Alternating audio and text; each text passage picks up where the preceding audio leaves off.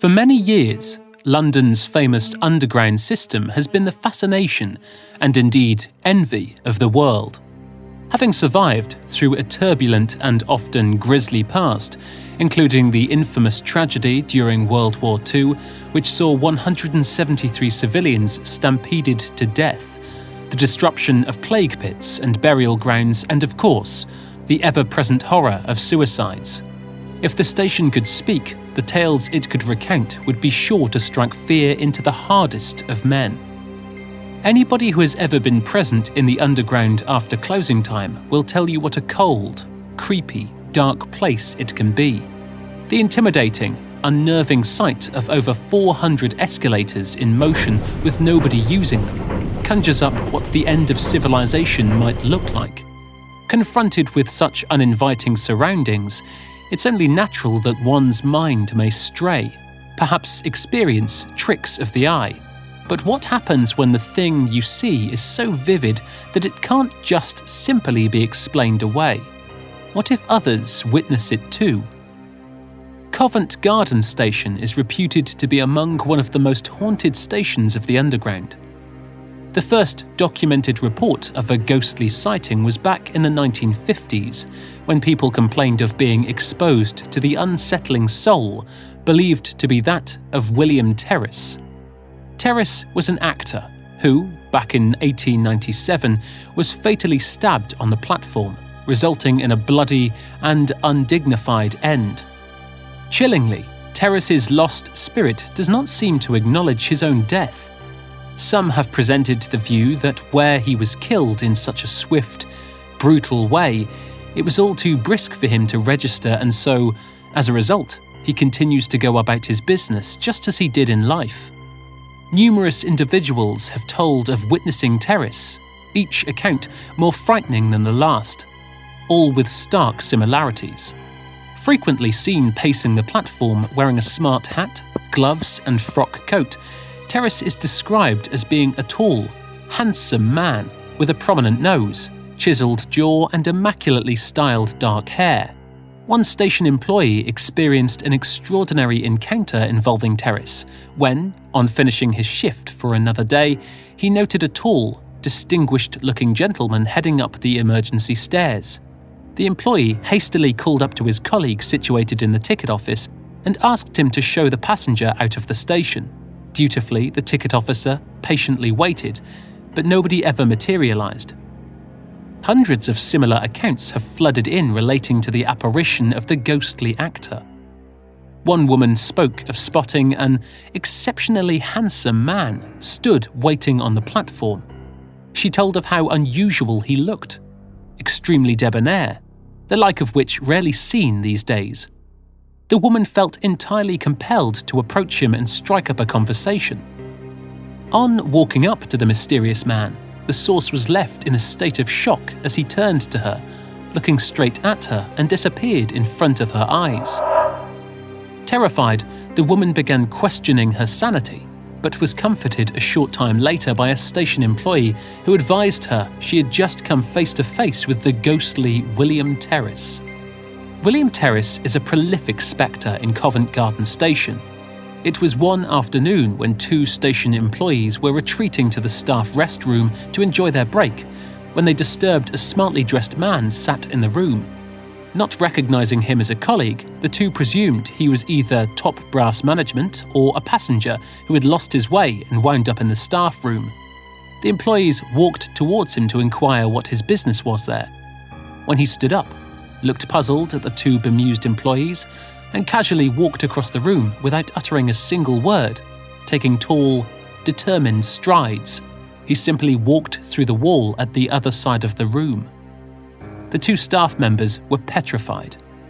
They promptly rushed to their manager to report the sighting and demanded to be transferred elsewhere. Whatever his reasons, this eccentric manifestation seems to remain unable to pass onto anywhere else. Could he be destined to roam London's underground until the end of time? We just don't know. Another station saturated in paranormal activity is Bank Station. Many eerie accounts have come to light over the years, and the most commonly reported is the apparition of the Black Nun. It is unknown what the nun's name was, but we do know she was the doting sister of one Philip Whitehead, a bank cashier who worked very nearby. Every day, his sister would wait patiently, dutifully for him, like clockwork on the platform until the two were reunited once more. Whitehead was caught forging signatures one fateful day and was consequently sentenced to execution in 1811. Devastated and heartbroken, the nun refused to accept both her beloved brother's guilt and his death, and, as she had for a great many years, she continued to wait for her departed brother at the same time daily, dressed solemnly in black, convinced her deceased brother would return to her once more. Of course, her dear brother never did come back, and the nun died soon after, a bitter, resentful woman, furious at a cold, rotten world who stole the one person who meant everything to her away. Since her tormented death, frequent sightings of the Black Nun have been rife. One macabre account came from a lady passenger who was waiting with her elderly mother late one evening for the train. The pair had been engaged in deep conversation when the elderly woman suddenly looked up and said, surprised, "Good evening, sister." Turning around, the younger woman was met with a somewhat sad image of a nun, her face drawn, positively bereft. The two women described how a horrible sulphuric smell surrounded the nun, but in an attempt not to seem rude, they tried to ignore this fact and instead asked her what in the world was wrong. The nun explained that she was waiting for her brother who worked in the bank nearby. She continued that he had failed to show up today and that it was most unusual and she was worried sick as a consequence. The women listened, trying desperately to ignore the tremendous malodor surrounding this unfortunate, unhappy lady as she told them how she would stand waiting for her brother every single day without fail, that she thought the world of him and couldn't contemplate a life with him not in it. Attempting to offer comfort, the elderly lady did her best to reassure the crestfallen nun that he was most likely running late with his work and that he would surely be along soon. Seeming to accept the woman's kindly words, the nun nodded, a look of uncertainty and disbelief in her eyes. She wished the two well and departed their company with the words, "God bless." The nun turned and ambled slowly along the platform, the terrible stench leaving with her until she finally stopped, looked back and then across the platform before vanishing completely from sight. The mother and daughter were left in a state of shock. They just couldn't believe their eyes. This is just one account of many. Sources have reportedly actually seen the Black Nun in conversation with a short, bold, bespectacled man.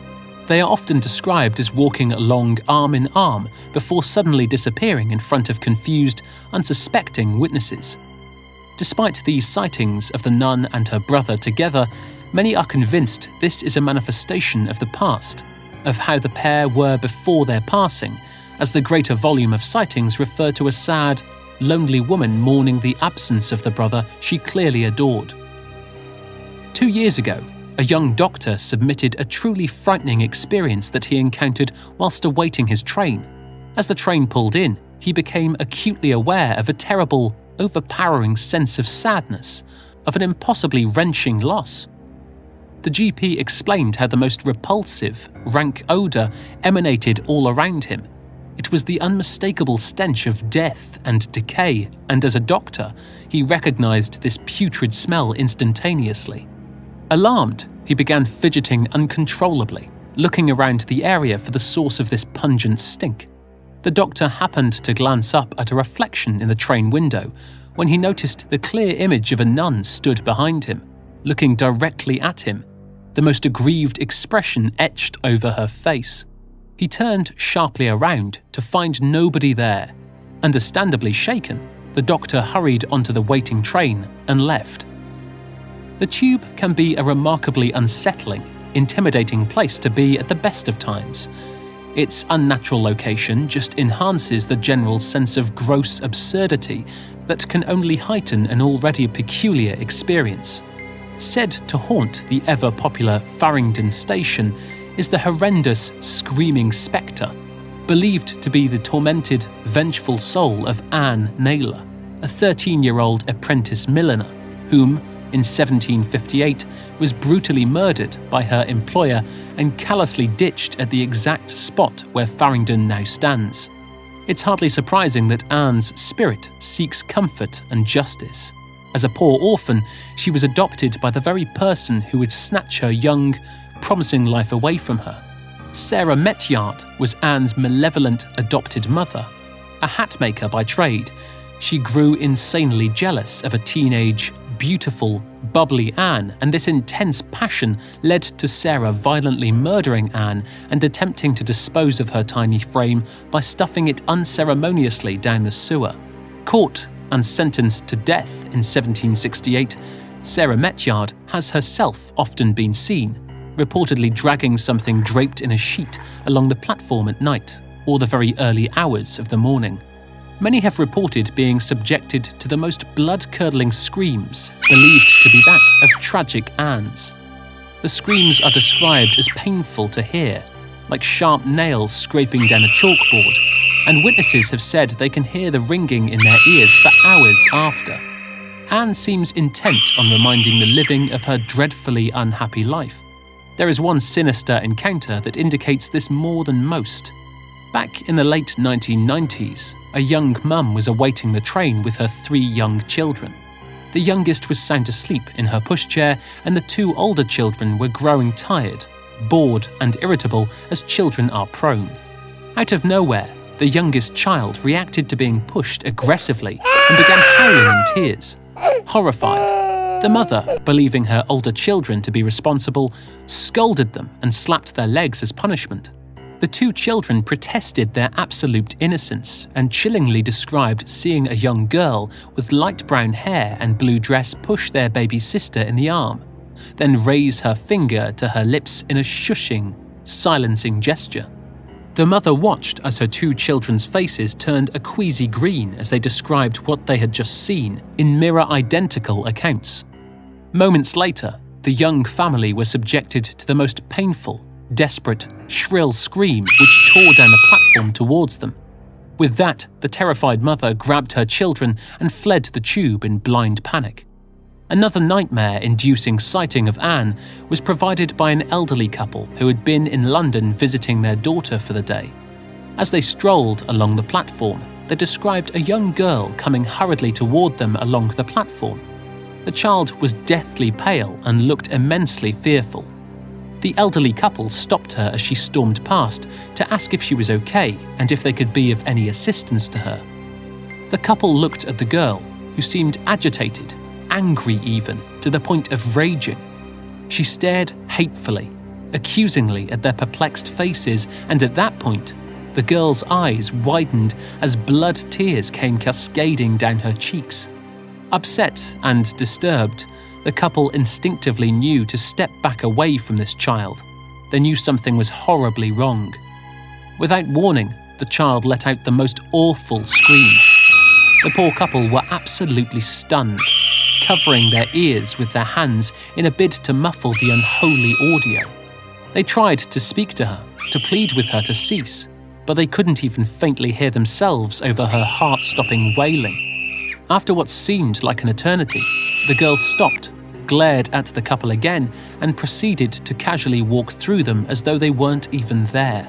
Petrified, the couple were helped by a passerby who sat them down, as, understandably, they were in a terrible state, neither witnessing anything like this in their lives. As the marvellous underground continues on fulfilling its daily duties, so too, it would seem, do the often terrifying ghostly inhabitants of the station. No matter how many decades pass, their anguished souls seem no closer to achieving any form of solace, justice, or closure.